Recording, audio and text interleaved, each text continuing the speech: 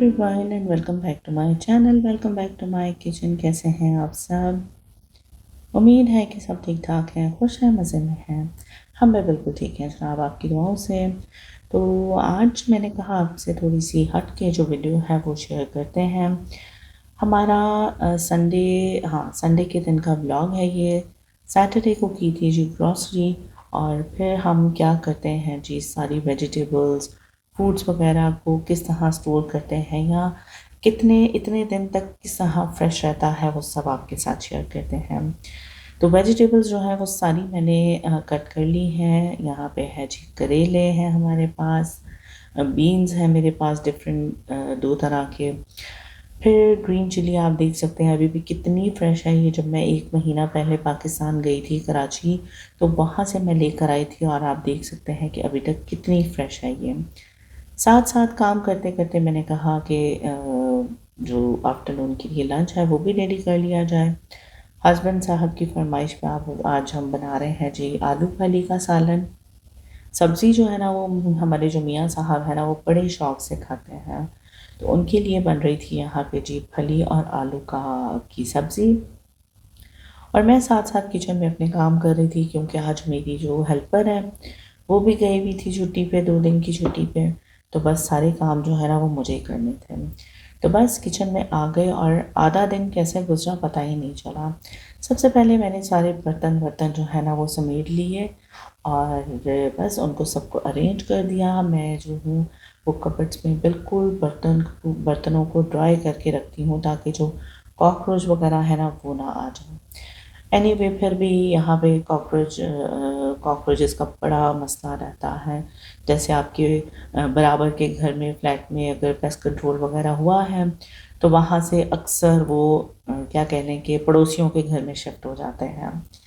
Anyway तो यहाँ पे बातों बातों में हमारी सब्ज़ी भी बन चुकी है, और साथ साथ मैंने कहा क्यों ना अपनी बिटिया रानी का भी खाना जो है वो रेडी कर लिया जाए। तो यहाँ पे मैंने लिए हैं जी पूरी जो वेजिटेबल्स हैं वो ली हैं, जिसमें है कैरेट, पोटैटो, बीन्स हैं, बीटरूट है, और एक अदर जो है ना वो एप्पल भी मैंने डाल दिया है, क्योंकि आज आफ्टरनून में जो है मैं अक्सर क्या करती हूँ कि कोई भी फ्रूट होता है तो उसका जूस या उसको बॉईल करके तो वो दे देती हूँ उसे। आप में से अक्सर लोगों को मालूम है मेरी बेटी के बारे में, तो बस ये उसी का खाना बन रहा है। और साथ साथ मैंने अपनी किचन के जो रूटीन के काम हैं वो भी साथ साथ ख़त्म किए हैं। ग्रीन चिली जब हम स्पेशली पाकिस्तान से लेकर आते हैं, तो हम क्या करते हैं जी उसे विनेगर और सॉल्ट का जो पानी होता है उसमें थोड़ी देर के लिए सोक करके रखती हूँ, और फिर उसे किचन टॉवल पे ड्राई कर लेती हूँ। और बस इसी तरह पेपर टॉवल टिफ़िन्स में या कंटेनर्स में लगा के तो हम इन्हें स्टोर कर देते हैं, तो वो काफ़ी अरसे तक चल जाती हैं। और एक दफ़ा आप किचन में आ जाए ना तो आपके काम जो है ना वो बस निकलते चले आते हैं, कभी ख़त्म नहीं होते हैं। मुश्किल से आपको क्या कहने के जान छुड़ानी पड़ती है। किचन में जब आप एक दफ़ा आ जाते हैं ना तो फिर आपको होता है कि हम सारे काम जो है ना वो एक ही दफ़ा ख़त्म करके तो फिर जाएँ। तो यहाँ आ जाती है जी, पहले हमने आते ही जो बर्तन धोए हैं उसके बाद फिर बर्तनों की बारी आ जाती है। और इसके बाद मैंने जो है वो सारा सिंक क्लीन करके फिर यहाँ पे जो हमारा फ्रूट्स हैं और जो टमाटर, हरी मिर्ची जैसे मैं पहले बता चुकी हूँ, इन सबको सॉल्ट और विनेगर के पानी में थोड़ी देर के लिए सोक करके रखूँगी। और बस जी इनको मैं किचन टॉवल पे ड्राई करके और कंटेनर्स में बंद करके फ्रिज में रख दूँगी। आपके फ्रूट्स तो आपको पता है कि जल्दी ख़त्म हो जाता है। इस तरह से क्या होता है कि फ्रूट आपका 10 to 15 डेज़ बिल्कुल सही रहता है, ख़राब नहीं होता है। तो बस ये छोटे-छोटे से किचन हैक्स हैं जो कह लें कि बड़े कारआमद रहते हैं। जैसे आप अगर अक्सर जाते हैं मंडी वग़ैरह चले जाएँ, तो वहाँ से अगर आप स्टॉक में चीज़ें लेकर आते हैं बल्क में, तो आपको स्टोर करना जो है ना वो ईज़ी हो जाता है। यहाँ पे तो इसी तरह है, क्योंकि आप डेली बेसिस पे तो ग्रॉसरी करते नहीं हैं।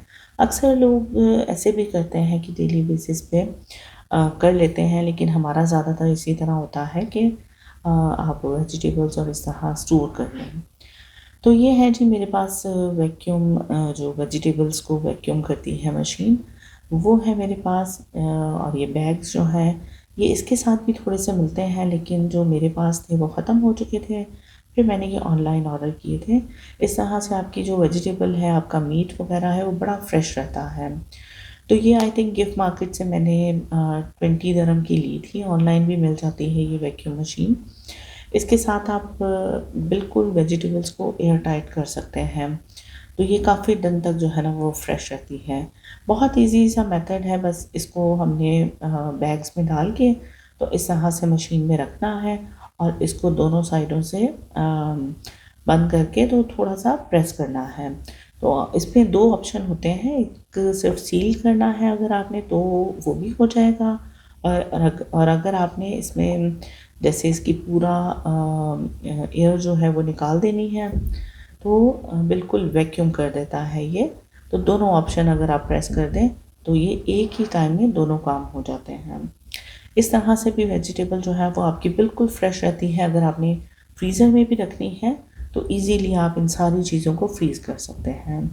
तो ये छोटी छोटी सी जो क्या कह लें किचन की ट्रिक्स थे, वो मैंने कहा मैं आपके साथ आज शेयर करती हूँ।